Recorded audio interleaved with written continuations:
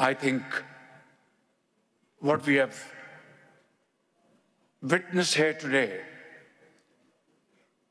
if we are able to put our act together, and we are all geared towards that, alhamdulillah, federal government, the provinces, institutions, along with the support of Pakistan Army,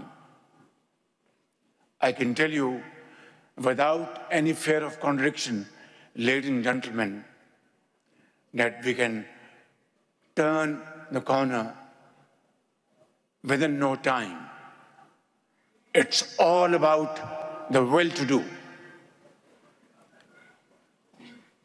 As we have seen Barrick Gold's presentation, they are training our young boys from Balochistan, employing people from Balochistan, creating socio-economic opportunities for them, technical training school, and so on and so forth. Here we have our brothers from Saudi Arabia, from Qatar, from UAE, and other countries, and of course, ambassadors from Europe and North America and Far East, China. I think this is an opportunity which we must convert into reality, not through borrowing more loans, but coming up with feasibilities and solid evidence of partnership which will result into a win-win partnership. And today, there is a dearth of rare earth material around the globe. And I would like to invite, on my behalf of my government and provincial governments, all potential investors in Pakistan and abroad, whether they are from Gulf states, they are most welcome. Whether they are from China, they are most welcome. Whether they are from Europe, they are most welcome. From United States of America, they are most welcome, because I believe in my investor is my master. And together we can certainly convert this into an opportunity like never before. Ladies and gentlemen, in Sindh, we have one of the largest coal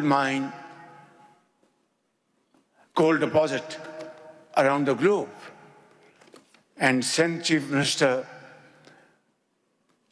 Shah Sahab is doing a great job by utilizing this coal to generate power. And this coal deposit can feed our cement plants and lots of other industrial outfits, and thereby decreasing import of coal and saving our scarce foreign exchange reserves. In Punjab, they have discovered iron ore deposit near Cheniot, and I know Chief Minister of Punjab is fully geared to use this iron ore and convert into steel by investing into a modern steel plant. Balochistan, we have just talked about. KP has enormous potential, and so has Azad Jammu and Kashmir and Gilgit-Baltistan. But it's all about putting our act together. In the past, we have been issuing permission to mine our minerals and ship them out in a raw form, which is, I think, a chapter now needs to be closed forever. We have to make sure that whatever permissions are given to potential investors in future, whether it's our very enterprising entrepreneur Mohammad Ali Tabba or likes of him, they are great entrepreneurs, they're great Pakistanis. And of course, by the same token of imagination to our international investors, that we will not allow raw material to be shipped out of Pakistan.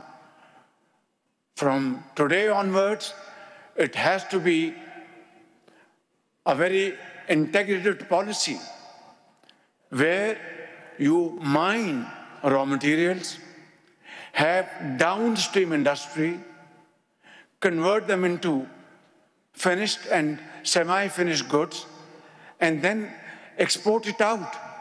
It will be a win-win situation that Pakistan gets technology, and it has to be also an integral part that such agreements will entail that investors will bring in technology and transfer that technology to Pakistan over a period of time, install smelters. And for international investors, it is also good for them that if they transport or ship raw material carries more freight cost than finished goods, because finished goods, they carry less space in the ship and carry more weight. Raw material carries more space in the ship and carries less weight. I think it's a simple logic, no rocket science. But from our Pakistan's national perspective, it is my duty and my government's duty to very humbly bring this for your kind consideration, that this will be the cardinal principle of our partnership, that in future you are most welcome to these mines all over Pakistan, and sky is the limit. But there has to be a partnership which brings benefits to both the partners, whether it's B2B or G2G.